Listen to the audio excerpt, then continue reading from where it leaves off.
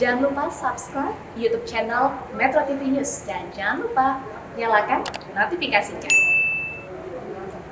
Dan untuk membahas lebih lanjut terkait persoalan stunting di Indonesia, sudah bergabung bersama kami Kepala BKKBN Dr. Hasto Wardoyo. Selamat sore Pak Hasto. Ya, selamat sore Mbak Naila. Selamat sore. Iya, Pak, kita awali dari mungkin sejumlah data terkait Pak. Seberapa besar peningkatan angka stunting di tanah air di masa pandemi COVID-19 saat ini Pak? Ya baik, terima kasih. Jadi beberapa ahli meramalkan, membuat proyeksi dari angka-angka statistik yang ada. Karena ada peningkatan kemiskinan, maka diprediksi angka stunting di akhir tahun 2020 yang kemarin itu dari evaluasi bisa mencapai di atas 30%. Ada yang membuat angka sampai 32,5%. Ini memang angka yang cukup mengejutkan bagi kita. Meskipun kita paham bahwa stunting mempunyai terdampak dari pandemi dan saya percaya juga kita lihat angka kematian bayi, angka kematian ibu, angka kematian neonatus dan juga balita juga meningkat. Tentu ini pasti didahului oleh sakit dan sakit itulah salah satu penyebab stunting. Sehingga ketika angka kesakitan atau yang kita kenal dengan morbiditas itu meningkat, maka bisa dipastikan stunting meningkat. Dan yang kita lihat angka morbiditas bayi, neonatus, balita, dan angka mortalitasnya juga meningkat. Maka sudah menjadi suatu keniscayaan stunting menjadi dampak dari itu. Begitu Mbak Naila. Baik. Pak Hasto, selain yang Anda katakan tadi terkait dengan faktor kesakitan yang dialami oleh bayi, sebetulnya faktor-faktor pemicu apa lagi sih Pak yang menjadikan angka stunting di tanah air begitu tinggi? Ya baik, terima kasih. Jadi begini, stunting itu kan pasti pendek, tetapi pendek belum tentu stunting. Ini supaya dipahami semua. Itu. Kemudian stunting itu punya latar belakang, merupakan dampak dari dua hal. Satu, karena intake nutrisi, asupan gizi yang kurang secara kronis. Kemudian dua, karena penyakit. Gitu. Nah, tetapi kenyataannya stunting itu kita dapatkan juga dari persalinan-persalinan yang ukurannya memang sudah di bawah standar, gitu ya. Jadi banyak persalinan-persalinan yang ukurannya di bawah standar. Kalau kita lihat, ya, ada istilah intrauterine growth retardation, artinya bayi yang di dalam rahim itu janinnya tumbuh lambat.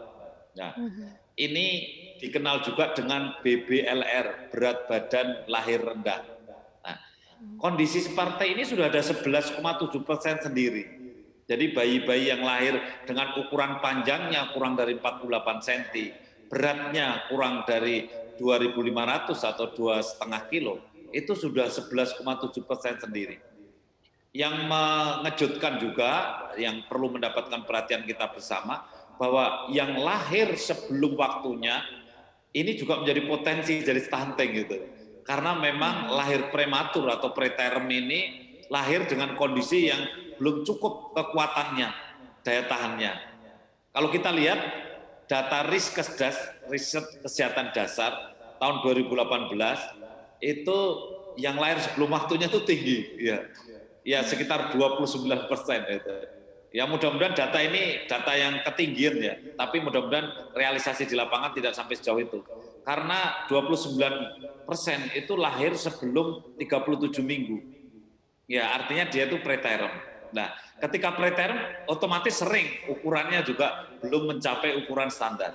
Nah inilah yang menjadi dua hal yang sangat berpengaruh terhadap kejadian stunting. Karena awalnya yang lahir prematur atau preterm sudah banyak, yang lahir dalam bentuk ukurannya di bawah standar juga sudah banyak, gitu. Lebih dari 20% lah totalnya itu jadinya kan, bahkan lebih dari 30%. Gitu. Kemudian ada satu lagi yang perlu diperhatikan, begitu lahir, itu kalau kita lihat data dari riset kesehatan dasar, itu begitu lahir di tahun 2018 data ini menunjukkan bahwa 22% dia panjangnya kurang dari 48 cm tadi. Dan begitu umur 6 bulan, masuk 6 bulan, itu yang panjangnya kurang dari umur lebih banyak lagi. Artinya apa? Lahir itu ada 22% yang panjangnya kurang, kemudian setelah umur 6 bulan tambah, jadi 23% lebih. Ini menunjukkan bahwa pemberian ASI kurang sukses. Gitu. Pemberian ASI kurang sukses. Jadi yang tadi yang pertama itu hamilnya ini kurang sukses, kurang sehat. Gitu. Sebelum hamil mungkin kondisi ibu hamilnya juga kurang sehat, kurang sukses. Kemudian setelah melahirkan, kemudian menyusuinya juga kurang sukses, kurang sehat. Baik. Jadi dari gizi yang kurang baik yang diterima oleh ibu hamil ataupun juga ASI yang kurang optimal diberikan kepada si bayi atau balita ini ya Pak ya. Tapi kalau berdasarkan data Pak, wilayah mana sih Pak yang mengalami angka stunting tertinggi di tanah air? Ya, memang kalau kita lihat seperti NTT masih menjadi wilayah yang cukup tinggi ya di daerah NTT. Disebut juga NTB, kemudian juga di Kalimantan Barat, kemudian termasuk Aceh dan Sumatera Utara sebetulnya termasuk daerah yang juga tinggi. Tetapi memang NTT kan angkanya di angka 43% ya. Jadi angka ini cukup tinggi saya kira karena setiap 100 ada 40 bayi yang stunting. Oleh karena itu ini perlu perhatian kita semuanya untuk mengatasi secara sistematis. Kalau menurut saya secara sistematis itu penting. Karena begini Mbak, banyak yang orang ingin mengatasi stunting itu perhatiannya justru kepada yang sekarang stunting. Padahal perhatiannya harusnya kepada yang mau lahir. Gitu. Ya, kalau Pak Presiden Jokowi itu meminta supaya kita 14% ya di tahun 2024, ingat ya, bahwa 80% bayi yang akan diukur di tahun 2024 itu hari ini belum lahir gitu. Sehingga kalau kita ingin membuat angka 14% di tahun 2024, ingat harus kita siapkan bayi-bayi yang lahir yang akan datang ini gitu untuk supaya tidak stunting. Baik, begitu. Jadi program-program apa saja Pak yang telah disiapkan untuk menggenjot penurunan stunting di tanah air, terutama di wilayah-wilayah atau daerah-daerah terpencil, mungkin terkait dengan fasilitas kesehatan atau seperti apa Pak? Ya, yang pertama itu semua yang mau menikah itu perempuannya harus sehat. Gitu. Ya, Mbak Naila tahu bahwa yang nikah itu setahun 2 juta di Indonesia itu. Dan dari yang 2 juta itu ternyata yang hamil 1,6 juta hamil. Ini keren di Indonesia itu memang seperti ini datanya. Kenapa begitu? Karena semua orang nikah di Indonesia itu ingin hamil dan ingin melahirkan. Oleh karena itu ini menjadi suatu captive market tersendiri ya dalam tanda petik ya. Artinya bahwa ini harus kita tangkap. Ya, semua yang nikah karena mereka ingin hamil semua harus sehat dulu. Jadi calon manten program dari BKKBN nanti ketika Perpres turun dan BKBN menjadi ketua secara resmi dalam penurunan stunting, maka 3 bulan sebelum nikah perempuan-perempuan yang mau jadi istri itu akan kita periksa. Siap hamil enggak? Jangan-jangan hanya siap nikah tapi enggak siap hamil gitu. Jangan-jangan kondisi kesehatannya perlu diperbaiki dulu. Ini satu. Kemudian yang kedua, BKBN mengusulkan semua ibu hamil dikawal, didampingi oleh bidan. Bisa ditemani dengan PKK, kader, dan juga BKBN. Jadi semua ibu hamil, jumlahnya 5 juta. Tapi ingat, jumlah bidan yang terdaftar di IBI, Ikatan Bidan Indonesia itu 450 ribu.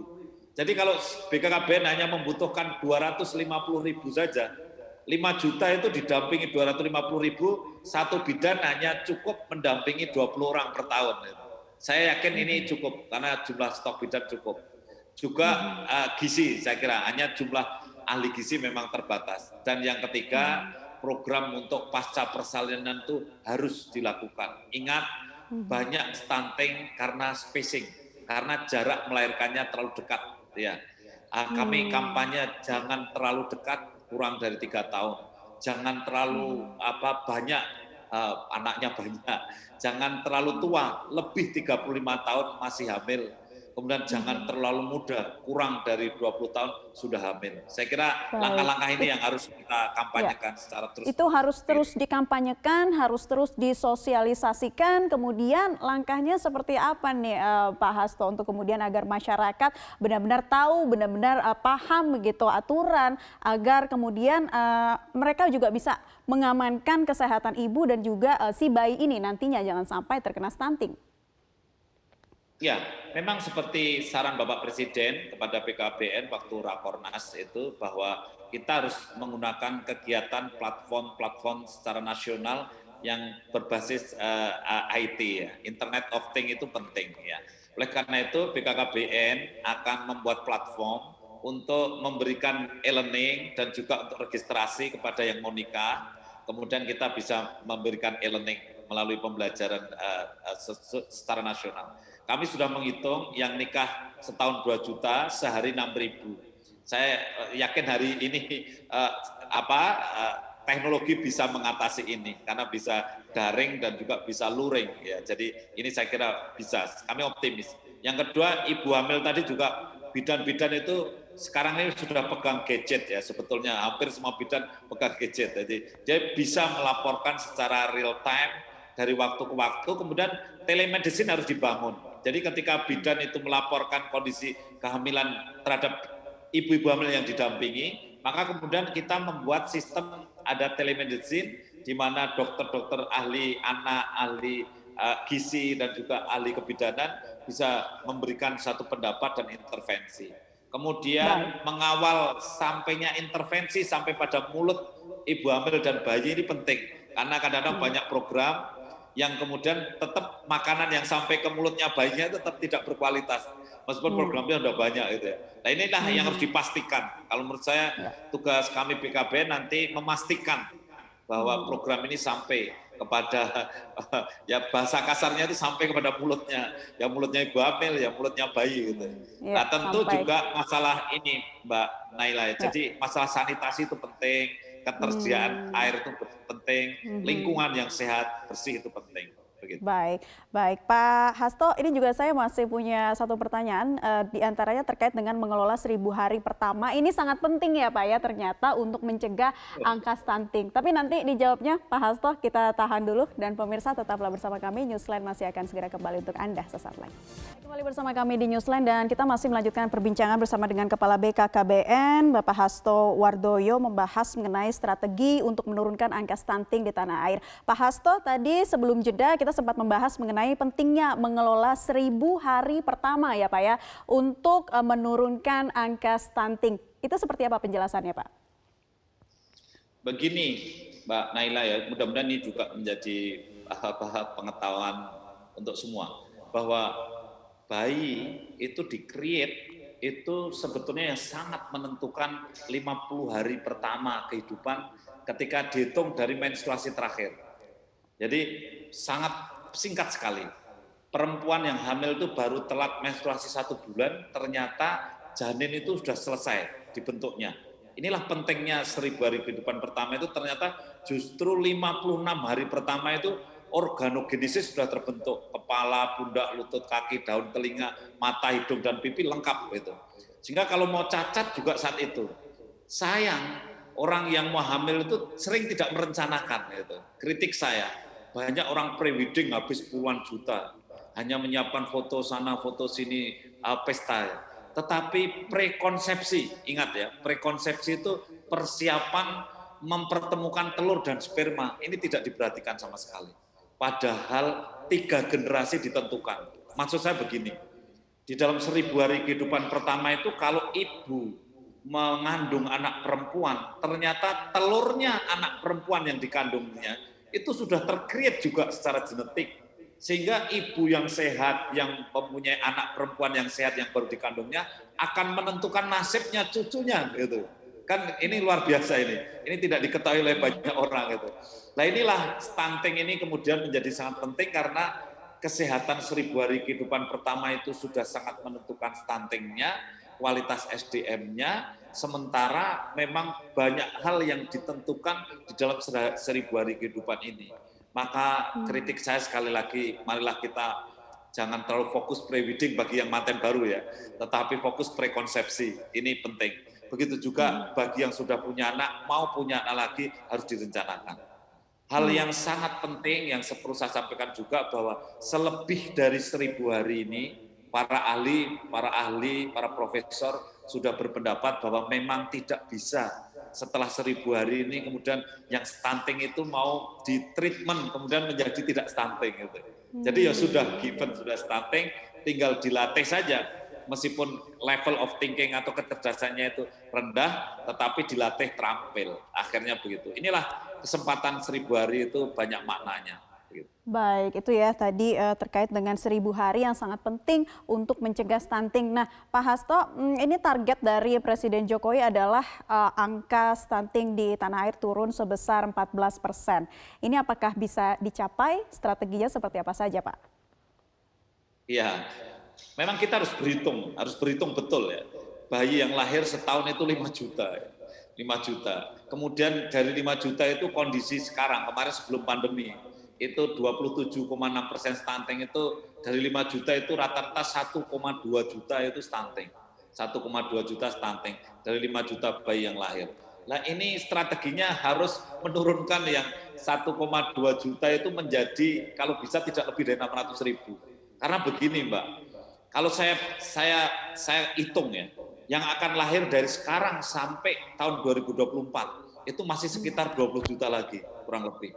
Sehingga setiap tahunnya kalau kita masih dapat bayi stunting itu 600.000, maka 4 tahun lagi itu masih akan dapat sekitar 2 juta lebih stunting gitu. Padahal 14% itu menghendaki kita tidak boleh lebih dari 3,4 juta yang stunting di tahun 2024. Maka kami menghitung seperti itu. Jadi tiap bulan tidak boleh, tiap tahun mohon maaf, tidak boleh ada bayi stunting baru itu 600.000, 680.000 tepatnya itu. Ini oleh karena itu kita harus bagi habis ini. Provinsi-provinsi, kabupaten-kabupaten harus kita kontrol betul. Tadi kalau semua ibu hamil harus didampingi oleh bidan, maka semua yang lahir harus terlapor. Saya kira melaporkan 5 juta itu berarti tiap hari kan harus melaporkan sekitar 15.000. Saya kira platform sekarang dengan bisa lah itu. Itu salah satu caranya. Menjadi pekerjaan besar bersama begitu ya Pak, bukan hanya dari instansi terkait tapi juga dari masyarakatnya nih Pak. Nah tapi himbauan dari BKKBN untuk masyarakat atau pesan yang ingin disampaikan untuk ayo kita mulai sadar, kita mulai sama-sama untuk menurunkan angka stunting di tanah air seperti apa Pak? Ya, yang pertama memang faktor gizi sensitif itu penting ya Bapak Ibu sekalian, lingkungan kita harus bersih. Buang air besar jangan sembarangan, air bersih harus disediakan dengan baik, karena lingkungan sangat mempengaruhi kesehatan. Kemudian yang kedua, itu jangan ada kehamilan yang tidak terencana. Jadi, jangan ada kelahiran yang tidak terencana. Kalau bisa semua terencana dipersiapkan dengan baik. Kemudian saran berikutnya adalah berilah nutrisi yang seimbang. Ini penting, bayi setelah lahir, selain ibu hamil tadi. ASI eksklusif itu sangat penting. Banyak sekali yang tidak sukses memberikan ASI eksklusif. Kemudian makanan pendamping ASI, ya ini setelah 6 bulan, kemudian harus ada makanan pendamping ASI, berilah yang juga seimbang. Program dari Kementerian Kesehatan, Isi Piringku, kemudian dengan gizi yang seimbang ini penting. Dan yang paling akhir, Mbak, ini yang namanya protein hewani itu menjadi sumber menurunkan stunting. Makanlah ikan, makanlah telur, apa saja yang bersumber dari protein hewani untuk anak, untuk bayi, untuk balita, untuk ibu hamil dalam rangka untuk mencegah stunting. Saya kira itu harapan saya, mudah-mudahan stunting bisa turun dan ingat pesan saya jangan terlalu muda melahirkan, kurang 20 tahun, terlalu tua hamil, lebih dari 35 tahun masih hamil, kemudian terlalu sering, kurang dari 3 tahun sudah melahirkan, dan yang terakhir jangan terlalu banyak, karena memang 2 anak lebih sehat. Terima kasih atas perhatiannya. Iya baik, semoga ini juga bisa menjadi edukasi kepada masyarakat apa yang disampaikan Pak Hasto tadi. Terima kasih Kepala BKKBN Bapak Hasto Wardoyo telah bergabung bersama kami di Newsline kali ini. Sehat selalu Pak.